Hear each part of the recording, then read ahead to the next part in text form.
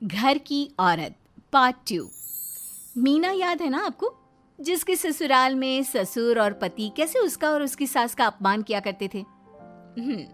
वैसे तो मीना को नौकरी की इजाजत मिल गई थी, लेकिन मीना, ये क्या है? खाना अभी तक नहीं बना।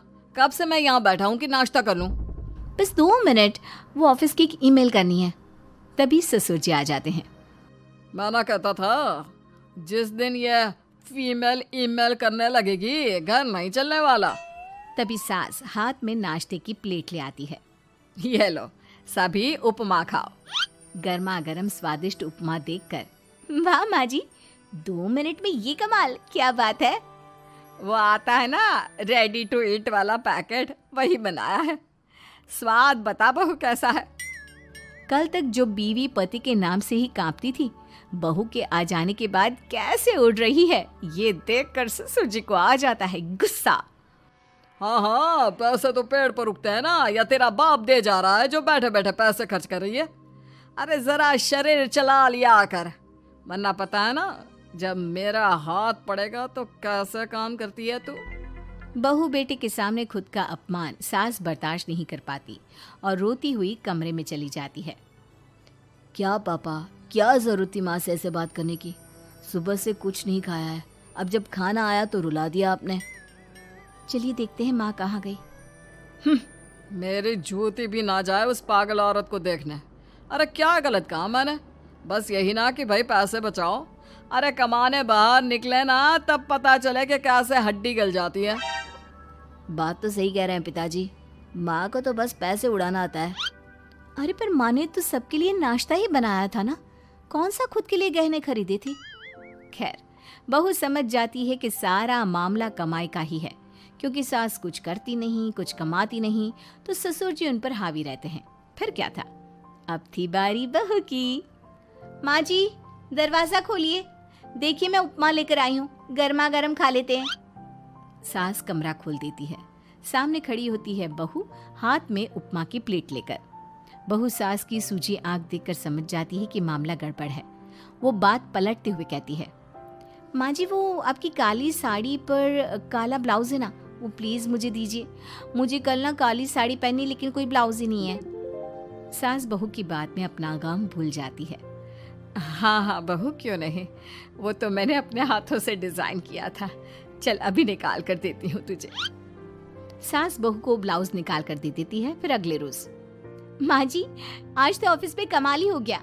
पता है क्या, सारी सहेलियों ने घेर लिया, पूछ रही थी ब्लाउज कहाँ से खरीदा। मैंने भी बोल दिया मेरी सास ने सिलाया, वो भी खुद डिजाइन करके। ये तो वही बात हो गई कि झोला छाप डॉक्टर की दवाई काम कर गई। अरे बहू, ये तो बस ऐसे ही बना दिया था। लेकिन माँ जी आपको पता है, ये देखिए 2 लोगों ने तो मुझे कपड़ा भी दे दिया और नाम भी, सेम टू सेम डिजाइन का ब्लाउज बना दो, और बदले में ये 2000 रुपए। हाथ में 2000 देखकर सास की तो आंखें फटी की फटी रह जाती है। अरे बहू, ये तो कमाल ही कर दिया। ये काम तो मैं कल तेरे ऑफिस जाने से पहले ही खत्म कर दूंगी। सच्ची माँ जी, कैसे इतनी जल्दी? अरे बहू, वो बस नाप है ना, उसी के आकार का काट काट कर डिजाइन ही तो देना है। ये तो मेरे बाएं हाथ का खेल है। अगले रोज बहू ऑफिस जाती है और फिर शाम को 2 ब्लाउज ले आती है। अरे बहू, क्या बात है, लेकिन इसकी डिजाइन। बहू फोन में सास को डिजाइन दिखाती है। अरे ये तो बच्चों वाला डिजाइन है, रुक अभी थोड़ी देर में ही दे देती हूँ। सास बहू को कपड़े सिल कर देती और बहू सास को रुपए। फिर एक रोज, माँ जी ये लीजिए कपड़े, लेकिन इसकी सिलाई मैंने ज्यादा ली है। तो क्या है ना, हैवी काम है तो मेहनत ज्यादा लगेगी ना आपको। अरे रहने देती बहू, मैंने कौन सी बुटीक खोली है।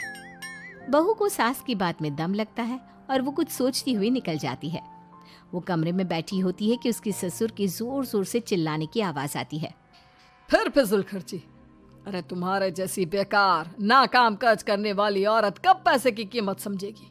क्या जरूरत थी ये मशीन खरीदने की? अरे वो मैंने EMI में ली है, आपको पता है ना कपड़े सिलने का कितना शौक है मुझे।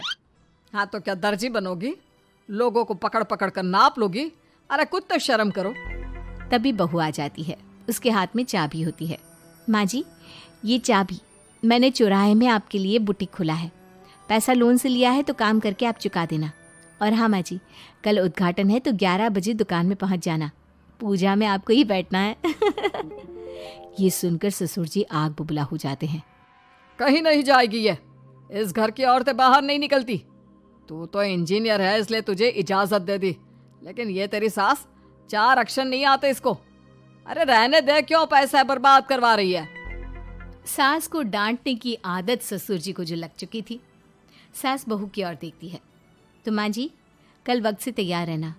ससुर जी आप ही तो माँ जी को कहते थे ना उन्हें पैसे की कदर नहीं है, तो अब वो खुद ही कमाने जा रही हैं। अरे और क्या पापा, देखिए मीना ने कितना अच्छा बुटीक खुला है माँ के लिए। अरे रहने दो, ये कुछ नहीं कर पाएगी, गंवार कहीं की।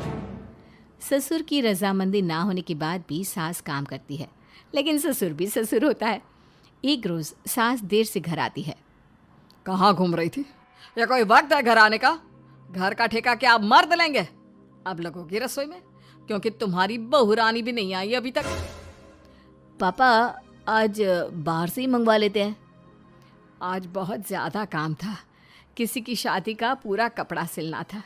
कल उन लोगों की ट्रेन थी, खुद बैठकर काम करवा कर गए हैं। बहू ये पैसे हैं आज के गल्ले के, ज़रा संभाल ले। ससुर देख रहा होता है कि कैसे कल तक जिस औरत को वो बुरा भला कहकर डरा कर रखता था वो आज उससे ज़्यादा कमा रही है। देखते हैं कितना दिन कमाती है। ससुर अब रोज़ कोई ना कोई ऐसा काम करता जिससे सास का काम बंद हो जाए। फिर एक दिन, हे भगवान 10 बज गया, बुटीक खोलने का वक्त हो गया है, लेकिन ये मेरी साड़ी, इस पर ये क्या गिर गया? पता नहीं किसने क्या डाल दिया, अब क्या करूं? सास दोबारा अलमारी से दूसरी साड़ी निकालती है, फिर उसे प्रेस करती है और किसी तरह बुटीक पहुंचती है जहां पहले से ही कस्टमर खड़े होते हैं। अरे क्या हो गया? लगता है काम चल गया तो मैडम के भाव बढ़ गए। पता है इस धूप में पिछले आधे घंटे से खड़े हैं, पता होता तो वो बगल वाली शॉप में ही दे देते।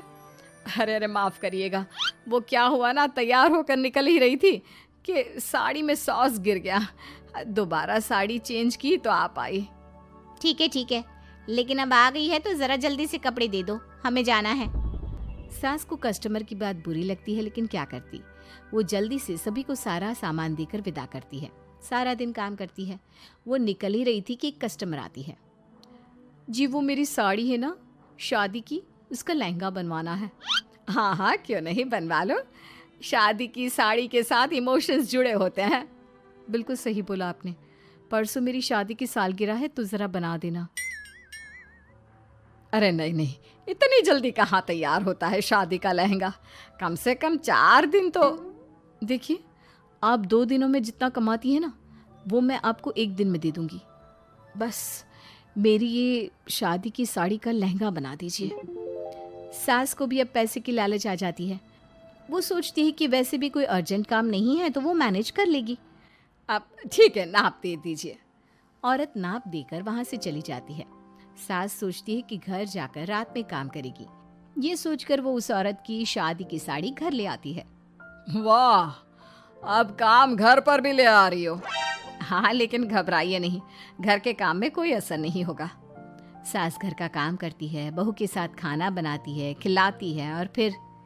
क्या बात है सासू माँ, बड़ी जल्दी जल्दी काम कर रही हैं आज। सास बहू को सारी बात बताती है। क्यों माँ जी, इतनी भी क्या मेहनत करना? अरे बात सिर्फ पैसे की नहीं है, बल्कि उस बेचारी औरत की इमोशंस की भी थी। ये उसकी शादी की साड़ी है ना। ससुर पास खड़ा सब सुन रहा था। अब देखो, बहुत काम करने का शौक है ना, कैसे भरे बाजार तुम्हारी दुकान खुद तुम बंद करोगी। जब सास पूरी रात काम करके सुबह लेटती है, मौका देखकर ससुर कैंची से साड़ी को काट देता है। अगली सुबह, चलो कल आधा लहंगा सिला था, आज पूरा करके शाम को ही उसे उसका लहंगा सौंप दूंगी। लेकिन ये क्या, सास जैसे ही लहंगा उठाती है, लहंगा तो फटा होता है। वहीं ससुर छुप कर सास को देख रहा था। हाय रे, ये किसने किया? ससुर छुप कर हंस रहा था। बहू देख लेती है और ससुर के पास जाती है। पिताजी, आपसे ऐसी छोटी हरकत की उम्मीद नहीं थी। आप खुद ही दुकान बंद करेगी। ससुर वहां से चला जाता है। सास भी वहाँ आ जाती है। वो समझ जाती है कि उसके पति ने ही साड़ी पर कैंची चलाई है। लेकिन फिर शाम को, जी वो मेरा लहंगा तैयार हो गया? हाँ जी, मैं तो कहती हूँ कि आप एक बार लहंगा पहन कर भी देख ले। औरत लहंगा पहन कर आती है और खूब खुश हो जाती है।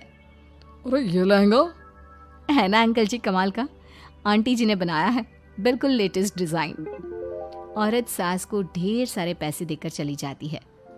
लेकिन मैंने तो ये औरतों का फैशन है, कहीं से सिल दो या कहीं से काट दो, फैशन ही होता है। चलिए शाम का खाना मेरी तरफ से, आज आपका जन्मदिन है ना, रिटर्न गिफ्ट तो बनता ही है।